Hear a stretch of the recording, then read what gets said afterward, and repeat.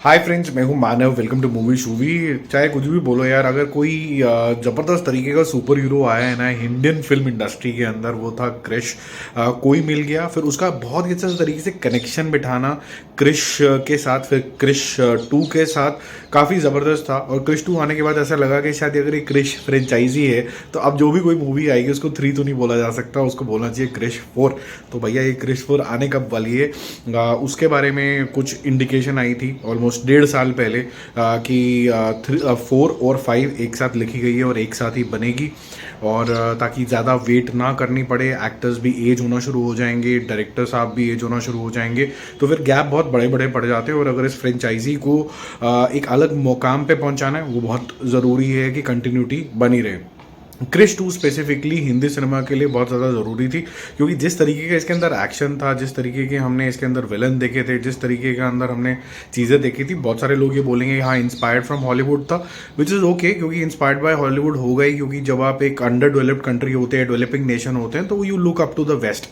अब हम काफ़ी हद तक डेवलप हो चुके हैं, हमारे पास काफ़ी सारे साधन हो चुके हैं, और हम बहुत सारी ऐसी मूवीज़ भी बना चुके हैं जो इंडिया फर्स्ट है। RRR को देख लीजिए, जो ग्लोबल रिकग्निशन कर रही है। प्लस साउथ में भी कुछ इनोवेशंस हो चुकी हैं, कुछ हिंदी सिनेमा में इनोवेशन हो चुकी हैं। तो जो अब इसका 4th और 5th पार्ट आएगा, उसमें हमें कुछ नयापन भी देखने को मिलेगा, जो कहीं ना कहीं इंडिकेट करा ऋतिक रोशन ने भी अपने इंटरव्यू के अंदर, कि हम जिस तरीके की सोच से इसको बना रहे हैं उसके लिए कुछ एक टेक्निकल प्रोसेस चाहिए, जिसके अंदर हम अटक गए हैं।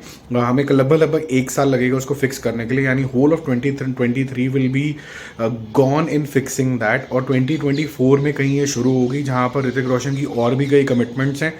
मुझे ऐसा लगता है 24 के एंड में तो ये कहीं ना कहीं बननी शुरू होगी, और उसके बाद 25 पूरा जाने वाला है। इसके VFX बहुत ज़्यादा गजब के होने वाले हैं, तो 26 में कहीं आपको देखने को मिलेगी। उससे पहले तो आपको ये देखने को भी नहीं मिलेगी, ऐसा मेरा एस्टिमेट है।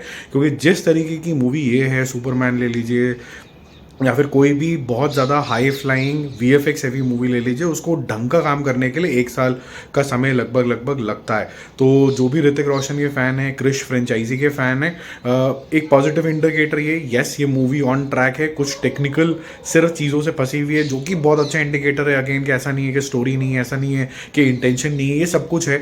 लेकिन they want to get it right, which is very very important, because it will be a very expensive movie as well. ऐसा नहीं है कि आप चलते फिरते कोई 150 करोड़ से बना लोगे। It will be a very expensive movie, and you have to be very sure what you are making, and with the right set of people and with the right kind of output. तो अच्छी सोच है। इस तरीके के breaks लगाने कई बार ज़रूरी होता है, कि सीधा कूद जाएं और उसके बाद देखें कि भैया ये तो गड़बड़ हो गई, ये तो हमारा जो विजन था वो बड़े पर्दे पे ट्रांसलेट ही नहीं हुआ। तो विच इज़ ओके। एंड जो एक्टर डायरेक्टर है, उनको कोई ना तो पैसे की कमी है ना काम की कमी है, तो बाकी चीज़ तब तक निपटा रहे हैं। बाकी जो क्रिश के फैंस हैं, उनको थोड़ा सा इंतज़ार ज़रूर करना पड़ेगा। लोग तो चाहते हैं कि बैक टू बैक वो फ्रेंचाइजी का मज़ा उठाते रहे, बट अच्छी चीज़ों का स्वाद तो थोड़ा सा लेने के लिए, मिठास का स्वाद लेने के लिए थोड़ा इंतज़ार तो करना पड़ता है। ठीक है जी। तो बाकी और अपडेट्स के साथ जल्दी मिलेंगे। Stay connected to the channel. Bye bye.